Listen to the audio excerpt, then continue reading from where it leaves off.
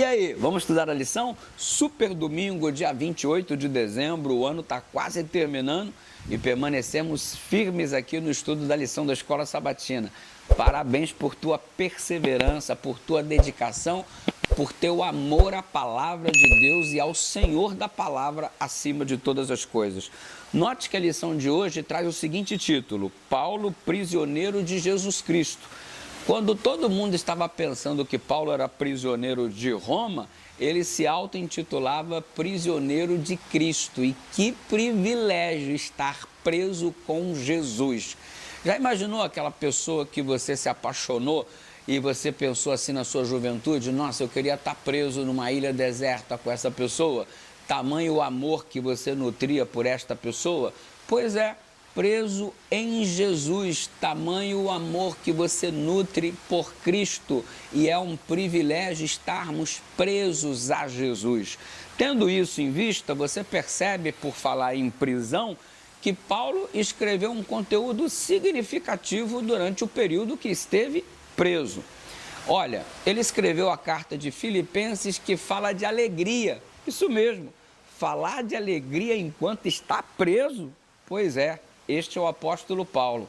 Você consegue falar de alegria mesmo diante das dificuldades da vida?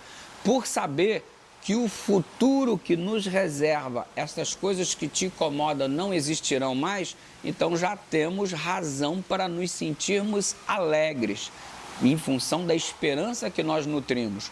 Note que Paulo escreveu Filipenses, Colossenses, Efésios, Filemão, e ainda por cima, 2 Timóteo, acredita-se que também foi escrito por Paulo na prisão.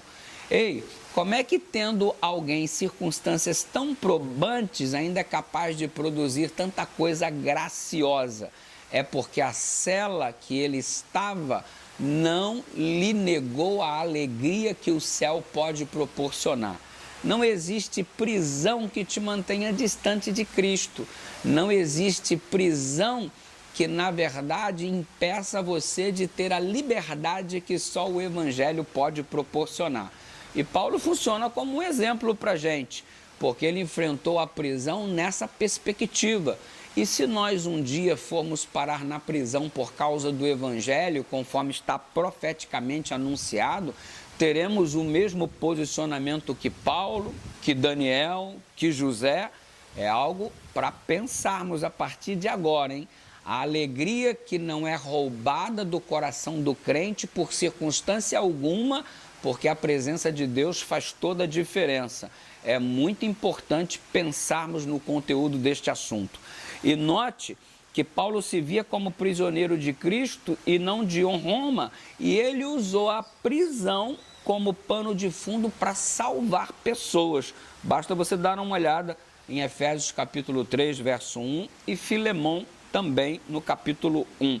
Você observa que ele mesmo se intitula em Efésios capítulo 6, verso 20, como embaixador em cadeias. É aquele que tinha o ministério das prisões, levava o conteúdo do Evangelho para que pessoas encarceradas pudessem entender o que era a liberdade em Cristo. Que coisa linda, né? E por que nós acreditamos que ele estava escrevendo a grande maioria destas cartas em Roma? Porque ele se refere ao pretório, exatamente. Ele faz a colocação em relação ao pretório, em primeiro lugar, mencionando este lugar, ou seja, poderia estar se referindo à residência oficial do governador da província romana, que normalmente era intitulada pretório, e Paulo faz essa citação. E quer ver? Ele também disse que toda a guarda pretoriana passou a conhecer o Evangelho, Filipenses capítulo 1, versículo 13. Então, por isso, esta é a primeira razão pela qual acreditamos que ele estava preso em Roma. Quer ver um outro motivo? Segundo Paulo, ele enviou saudações dos crentes que estavam na casa de César, Filipenses capítulo 4, verso 22, indicando assim diretamente que ele estava preso em Roma. Mas a grande verdade é que não importa muito onde estava estabelecida a prisão. O que importa é o posicionamento de Paulo mesmo em meio à prisão. E sabe de uma coisa?